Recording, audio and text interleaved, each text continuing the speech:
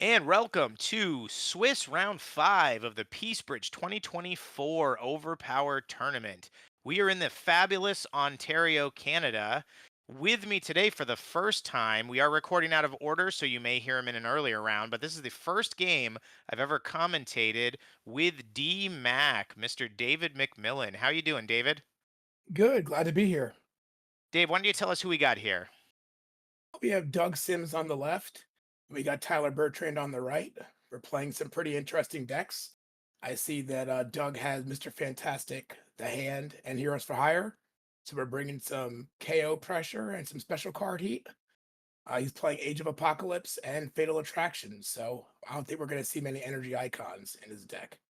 And Tyler is giving us a very interesting deck: Mephisto, Grunge, Scarlet Witch, and Silver Sable in reserve. So looks like he has some interesting ways it's going to be tough to KO his characters or reduce the playable cards in his deck. And we do see Ask Leon, which is super cool. So he can do some removing hits and draw and gain the option to play an action. So this is going to be an interesting one.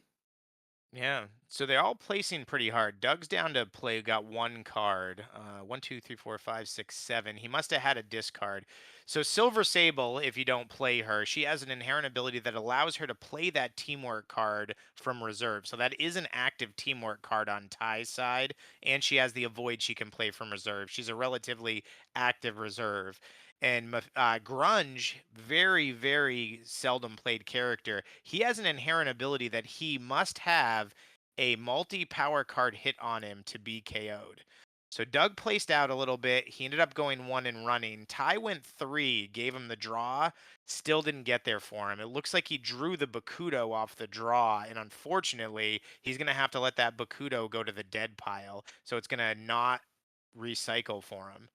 Yeah, that's a tough one because that's a minor victory condition for using the hand. So you'd love to see that reshuffle, but not today.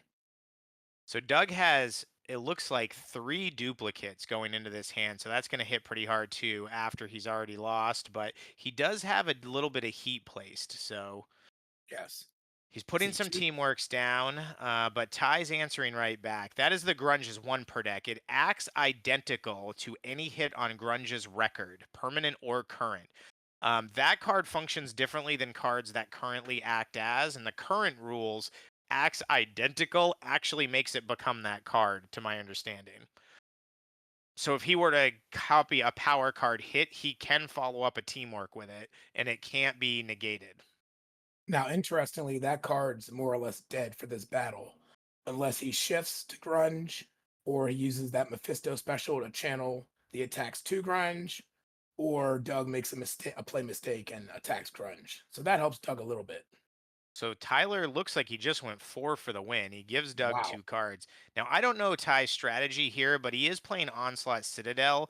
I'm going to venture a guess that he's actually running the cannon fodder off Onslaught as his one per deck, and his goal is to have both characters shift into Grunge and then do some kind of venture trick, KOM or Tuck.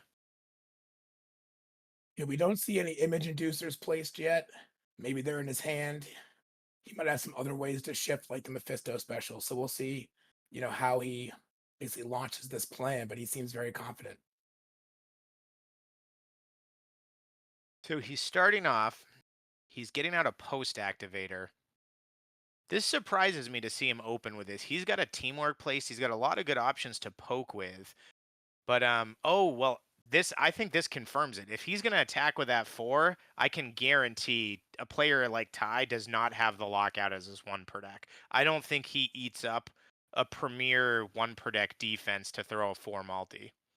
Now, it didn't Chooses. look like there was a follow-up, so it seems like he might just be punting his turn more or less.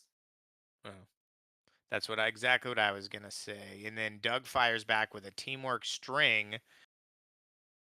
Looks like Interesting that Ty's he will gonna go let it right hit. for Sable, right for Scarlet Witch, given Well, the venture inherent.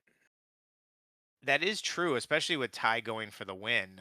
And a lot of times that can be a miscalculation, but at the same time, maybe he's banking on the fact that he wants to have Ty have to exhaust cards from his hand to defend, which he's doing.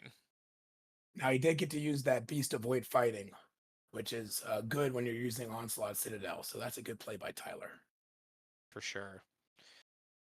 I was able to I was running the no avoid an attack with an intellect icon, and that one was unbelievably good for me. I couldn't have predicted how many battle site attacks I was going to avoid throughout the day with it. Yeah, All right. avoid with an icon's a strong one. So we got a lot of back and forth. Greg throws another teamwork. He does the follow up. Doug blocks both. This is just throwing teamworks back and forth and making strings. Doug throws another teamwork at which he doesn't seem like he's going to stop going for her.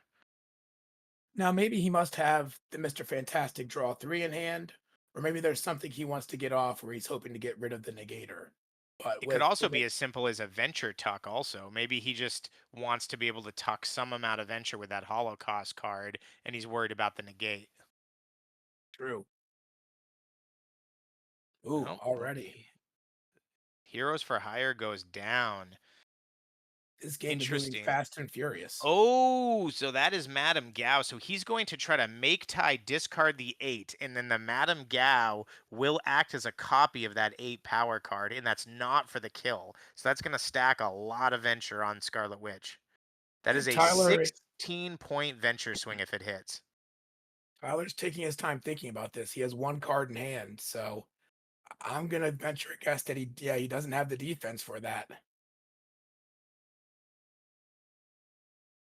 So I don't think he realized it also discarded it. So Doug just pointed at it, saying that has to go too. And now it looks like Tyler's thinking again. Now, I my think, guess would be he might have the card that would be the tuck, but now that she would die, he would not be able to tuck. So this has got Ty in a bind. and I just don't think I don't think he's got. I think Ty's got to defend this. I'm thinking Eh, that's a Holocaust activator, Yeah, and that's he has exactly the what I tuck in think. there, but he has the avoid. So he'll have to defend this, but probably at the cost of winning this battle, depending on what Doug is showing the 8 any for the hand.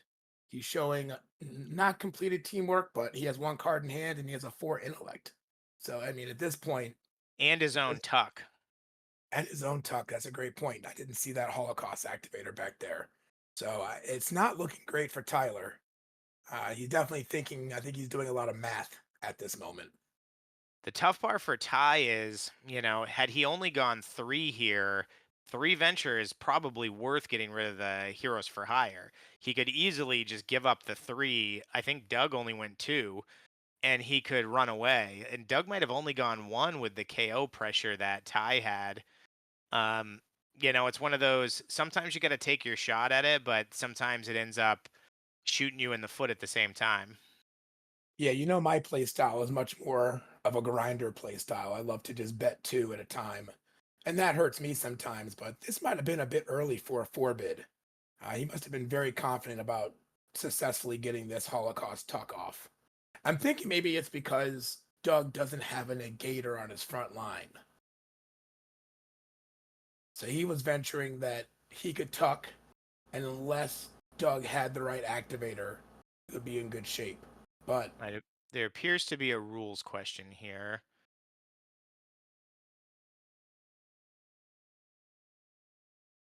Something about Madame Gao. So I'm not sure what the question is, but all right, he chooses to let it go through. So I'm assuming that means the 8 hits as well. And I think that's so just a really fun card. We wanted cards that made it. Madame Gao makes people hypnotize and they fight their friends. We've had issues with mechanics where you steal cards, and so discard copy has become our sort of way to mimic that from the comics, where she's using a mystical effect to make Mephisto attack his own teammate.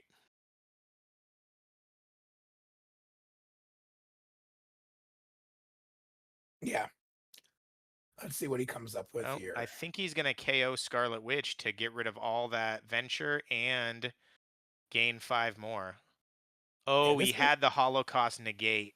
yeah, and I think Tyler just misread the board there. This might be in round 5, a tiny bit of exhaustion showing by Tyler, or maybe it was just hidden back there. He didn't see it, but um There's also a chance that you believe that the negate is actually under Beast. Well, he's playing Age of Age Apocalypse, of so Apocalypse, yeah.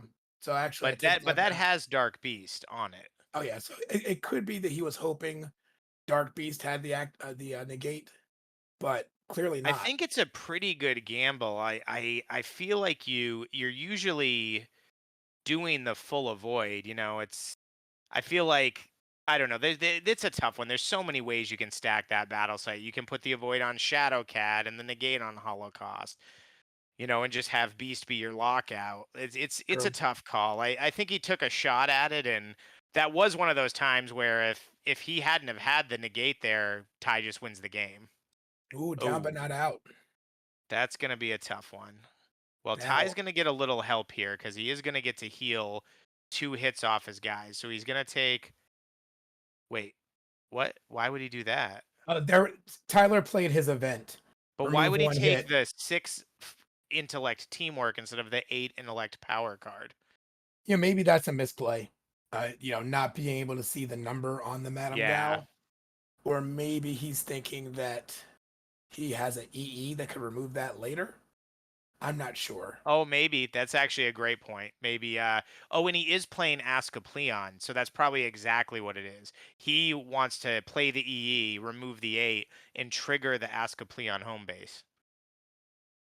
So if you guys, Yeah. I think we talked about it a little. Asclepion is a home base that you can play now. It does not cost any deck building points. It says anytime you play a special card that removes a hit from the permanent record only, not the current battle, you can then draw one card, and the character that played the healing card may make an attack. Now, Um, Tyler just placed a bunch of cards, so I'm assuming that means Doug said he was not placing, but Doug might be in a commanding position here with that teamwork placed to Mr. Fantastic and a power card placed. If he's holding, and looking at his hand a little bit when he flashes it to the camera, I see a power card or two there. and Ty, a bunch of the cards he placed are specials. He's got 4 place specials that he can't play. Oh, did he go 6 for the win? Oh, he did. So Tyler draws 4, and He I draws a dupe silver sable defense. That means he's telling Doug that one of his cards is dead already. He only drew a 6 energy power card. So I think after that, man, a brutal start. I think Doug's gonna pull this out. now this is interesting because he did get the 6 energy into hand. He has the 4, it looks like a 4 multi plays to grunge. So, but I think it's gonna be tough. This is one of those situations too where throwing that 4 multi early got him the KO, but you're playing against you're an energy deck playing against Fatal Attractions. If you're running that post can't be affected by events, he could have one of his characters throwing all these special cards right now. That's true. Wow. And wow, that's the handshake. He had all specials in the rest of his hand. Well, that is a big win for Doug. Doug is having a great day here. I gotta Yeah, that say was that's a very confident play to play down but not out while using a battle site. That's pretty innovative in my mind. For sure, and I mean it worked for him. Well, one thing I haven't seen Doug's deck build like what he had in the deck, but playing 3 characters with 3 different 8 stats, you have to assume he's looking to just teamwork like crazy. Yeah, he must be throwing a lot of follow-ups as level 10 and above, which gives any heroes, particularly the Cadillac, the fits. I think this was an interesting matchup. I don't think we got to see Tyler's deck do what it was really intended because he was so aggressive in the early outings. So, Yeah, it seems like I have to imagine his deck is designed to get those hits over to Grunge, yeah. and it just didn't seem like any aspect of that turned on. Grunge didn't get a single attack thrown against him in 3 hands. Yeah, maybe just Doug's front line not having a negator. Tyler saw blood in the water and was very aggressive. I respect that, but sometimes that's a double-edged sword. Yeah. Well, that A was a great great matchup. game. Dave, thanks for joining me. Like I said, you may hear him on earlier rounds because we are recording this after the event. But that was a fantastic first game being commentated. So, Thank guys, you. thanks for watching like always, and we'll see you guys in the next round. Venture well.